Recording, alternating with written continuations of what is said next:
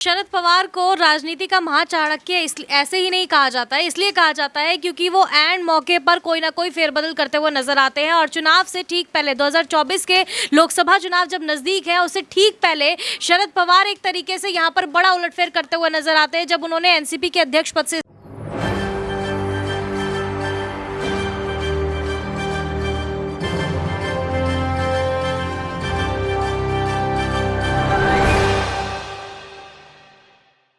महाराष्ट्र में उद्धव ठाकरे एक बार फिर सीएम बनने का सपना देख रहे थे, लेकिन तस्वीर कुछ ऐसे पलट गई कि ना उद्धव समझ पाए, ना संजय राउत समझ पाए।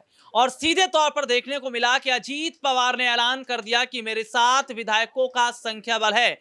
और ये विधायक 1 और 2 नहीं है, 18 विधायकों की बात कही जा रही है। जी हाँ, खबर है कि 18 विधायकों का बड़ा समर्थन अजीत पवार के साथ है। और राज्यपाल के साथ मुलाकात करते ही उन्होंने बता दिया कि मैं बीजेपी के साथ हाथ मिला रहा हूं। तो उधर महाराष्ट्र में हम देख रहे थे कि कभी शिंदे नाराज हैं, कभी विधायक नाराज हैं, कभी मातोश्री की तरफ उद्धव ठाकरे बुला रहे हैं। लेकिन महाराष्ट्र में जो बड़ा फेरबदल हुआ है, और जरा समझिएगा कि शरद पवार ने इस्तीफा दिया, उसके बाद हम देखते हैं कि सुप्रिया सुले को नई जिम्मेदारी मिलती है। सवाल अजीत पवार को लेकर ही किया जा रहा था कि अजीत पवार का रोल क्या रहेगा। लेकिन अजीत पवार इतने आगे निकले कि विधायक लेकर ही राज्यपाल के पास पहुंच गए।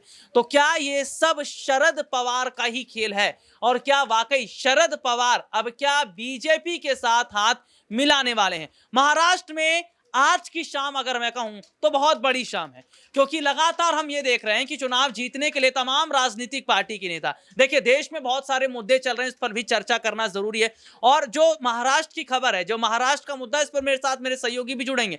देश में जो मुद्दा चल रहा है वो 2 से 3 बड़े मुद्दे चल रहे हैं। पहला यूसीसी का, यानी यूनिफॉर्म सिविल कोड का। एक मुद्दा और है, वो है चंद्रशेखर आजाद रावण पर जो हमला हुआ। एक मुद्दा और चल रहा है, वो मुद्दा पसमानदा मुसलमानों का है। तो ये 2 से 3 मुद्दे चल रहे हैं। और सीधे तौर पर देखा जा रहा है कि जिस तरीके से लगातार वोटों की राजनीति, लगातार हम देख रहे हैं कि सत्ता पक्ष और विपक्षी पार्टियां लगे हुए हैं चुनाव जीतने के लिए। लेकिन महाराष्ट्र में इतना बड़ा फेरबदल हो जाता है, इसके पीछे क्या शरद पवार की बड़ी भूमिका है? और क्या अगर शरद पवार की भूमिका है तो फिर यह कहा जाए कि शरद पवार अब आने वाले वक्त में बीजेपी के साथ हाथ मिलाते नजर आएंगे? मेरे साथ मेरे 2 सहयोगी फिलहाल बने हुए हैं। पहले मानसी हैं। मानसी, यहां पर शरद पवार की भूमिका जिक्र करना जरूरी है, क्योंकि एक बड़े चेहरे माने जाते हैं और राजनीति में एक बड़ा नाम है शरद पवार का। और उधर हम देखते हैं कि अजीत पवार अपने 18 विधायक लेकर राज्यपाल के पास। तो जो महाराष्ट्र में हम हालात को देख रहे हैं, क्या माना जाए कि शरद पवार ने कहीं ना कहीं एक बड़ा खेल किया है, या शरद पवार जो अभी तक उद्धव ठाकरे के साथ थे, अब हम देख रहे हैं कि बीजेपी के साथ आते नजर आ रहे हैं? देखिए, शरद पवार को राजनीति का महाचाणक्य ऐसे ही नहीं कहा जाता है, इसलिए कहा जाता है क्योंकि वो एंड मौके पर कोई ना कोई फेरबदल करते हुए नजर आते हैं। और चुनाव से ठीक पहले 2024 के लोकसभा चुनाव जब नजदीक है, उससे ठीक पहले शरद पवार एक तरीके से यहाँ पर बड़ा उलटफेर करते हुए नजर आते हैं। जब उन्होंने एनसीपी के अध्यक्ष पद से इस्तीफा दिया था, उसके बाद उन्होंने अपना अध्यक्ष पद से इस्तीफा वापस ले लिया, क्योंकि उनके जो समर्थक थे वो उनका साथ नहीं दे रहे थे। लेकिन अब जिस तरीके से अजीत पवार जो अपने 18 विधायकों को लेकर के एकनाथ शिंदे की सरकार में जुड़ने के लिए जा रहे हैं, वो साफ तौर पर ये जाहिर करता है कि महाराष्ट्र में अजीत पवार का यहाँ पर रोल तो है ही, लेकिन शरद पवार का रोल भी यहाँ पर काफी ज्यादा अहमियत रखता है। क्योंकि शरद पवार जो है, ये कहा जाता है कि अजीत पवार कोई भी अगर कदम उठाते हैं वो शरद पवार के कहने पर ही उठाते हैं। तो ऐसे में ये नहीं हो सकता कि शरद पवार को कानो कान इस बात की कोई खबर नहीं लगी, क्योंकि अगर एनसीपी की बैठक बुलाई जा रही है अजीत पवार की तरफ से, तो क्या शरद पवार को इसकी बिल्कुल भी भनक नहीं पड़ी? ऐसा यहाँ पर महाराष्ट्र की सियासत में होना काफी मुश्किल लग रहा है। तो ऐसे में कयास लगाए जा रहे हैं कि शरद पवार भी कहीं ना कहीं यहाँ पर बहुत ही इंपॉर्टेंट रोल अदा करते हुए नजर आ रहे हैं, और महाराष्ट्र की सियासत में बड़ा उलटफेर अब आगे देखने को मिल सकता है। 2024 के लोकसभा चुनाव की कैसे तस्वीर को फिर हम देख रहे हैं कि महाराष्ट्र में हम देखते हैं कि इतना बड़ा फेरबदल हो जाता है, अजीत पवार का विधायकों के साथ आना।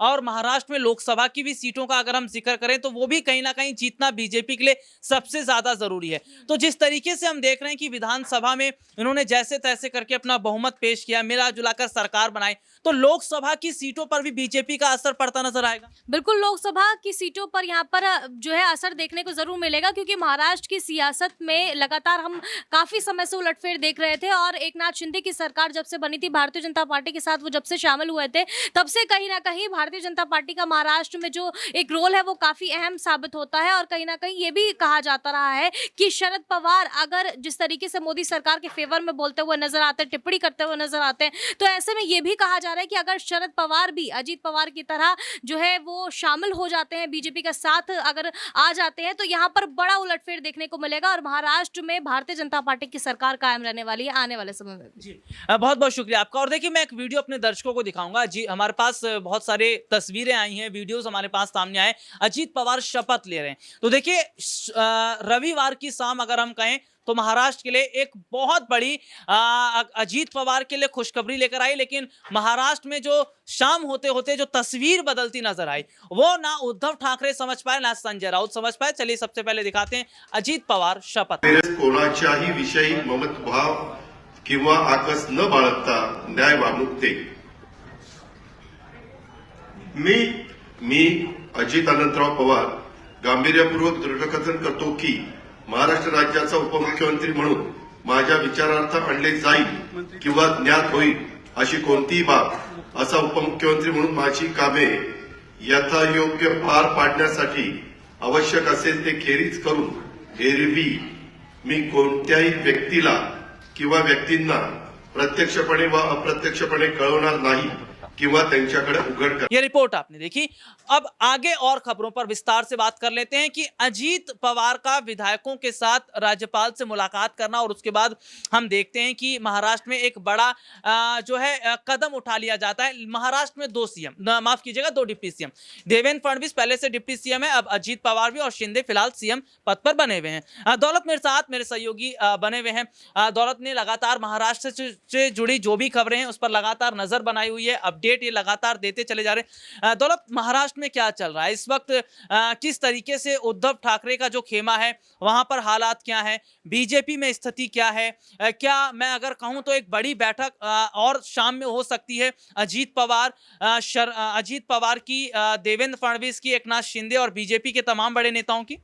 जी हाँ, देखा जाए तो यहाँ पे अभी उद्धव गुट पूरी तरीके से पस्त हो चुका है। जैसे तुरंत जब यहाँ पे पवार ने उनका साथ छोड़ते हुए वहाँ पे जाके हाथ मिलाया और खुद वो मुख्यमंत्री बन गए, तो देखा जाए तो पूरी तरीके से जो समर्थन एनसीपी का उनके पास था वो यहाँ पे खत्म होता सा दिखा दे रहा है। लेकिन यहाँ पे देखा जा रहा है कि शरद पवार ने जैसे इस्तीफा दिया था एनसीपी, लेकिन इस्तीफा नहीं लिया गया, लेकिन तुरंत उन्होंने एक चाल खेली। यहाँ पे नए युवाओं को नए कंधों पर जिम्मेदारी दी एनसीपी की, और वो पीछे बैठकर सारी रणनीति बना रहे थे। और देखा जाए तो ये रणनीति उसी का ही भाग है कि एक तरफ वो जो है एनसीपी को महाराष्ट्र में मजबूत कर रहे हैं और वहीं दूसरी तरफ वो 2024 की भी जो है चुनाव की तैयारी कर रहे थे। तो कहीं ना कहीं ये मिलीजुली बात है कि यहाँ पे ऐसे अजीत पवार जाते हैं, उप मुख्यमंत्री बनते हैं, एनसीपी को एक मजबूती दिलाते हैं यहाँ पे महाराष्ट्र में। क्योंकि जब यहाँ पे उद्धव गुट की सरकार टूटी थी तो एनसीपी भी अलग थलग हो गया था, क्योंकि पहले महागाड़ी का सपोर्ट एनसीपी को पूरी तरीके से था। लेकिन अब देखा जा रहा है कि एनसीपी महाराष्ट्र में धीरे धीरे खत्म हो रही थी, कोई वर्चस्व नहीं बचा था। लेकिन कहीं ना कहीं यहाँ पे शरद पवार ने अपना जो है चाणक्य दिमाग फिर चलाया, महाराष्ट्र में भी अपना कंट्रोल बना लिया है, क्योंकि एनसीपी के विधायक जो है अब सरकार में मिल गए हैं। तो देखा जा रहा है कि बड़ी उनकी चाल थी और अब 2024 को लेकर बड़ा निशाना साधा है, क्योंकि यहाँ पे महाराष्ट्र पूरी तरीके से बचाना चाहते हैं। 2024 अभी उनके निशाने पे होगा, इसलिए जो है उन्होंने ये सोची समझी साजिश यहाँ पे जो है चली गई है।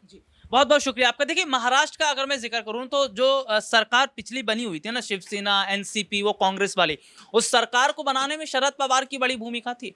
और शरद पवार ने ही कहा था कि उद्धव ठाकरे को सीएम बनाया जाना चाहिए। हालांकि उद्धव ठाकरे ने कहा उतना तजुर्बा नहीं है, लेकिन उनको जिम्मेदारी दी। वो बात अलग है कि ज्यादा समय तक सीएम नहीं रह पाए और सरकार गिर जाती है, फिर बीजेपी जोड़ तोड़ करके सरकार बना लेती है। लेकिन महाराष्ट्र में इतना बड़ा फेरबदल जो हुआ है, क्या माना जाए कि वाकई बीजेपी बहुत बड़े बड़े प्लान 2024 से पहले बना रही है। जिस तरीके से देखा जा रहा था कि शिंदे और तमाम जो विधायकों को लेकर, या फिर अगर मैं बात करूं उद्धव ठाकरे को लेकर कि मातोश्री की तरफ आ रहे हैं, तो क्या वाकई अजीत पवार ने वो बड़ा खेल कर दिया जिसकी उम्मीद ना तो अगर कहा जाए बीजेपी को तक नहीं थी, या फिर पर्दे के पीछे ही बात हो गई थी कि विधायक हमारे साथ इतने हैं, हम आपके साथ आ रहे हैं। तो ऐसे में डिप्टी सीएम की अगर जिम्मेदारी अजीत पवार को दी गई है, तो महाराष्ट्र में देखा जाए कि मजबूत एक पकड़ बीजेपी की हो गई है। और उद्धव ठाकरे या फिर संजय राउत जो कह रहे थे कि दोबारा सरकार बनेगी या दोबारा बदलाव होगा, वो फिलहाल कुछ ऐसा होता नजर ही नहीं आ रहा।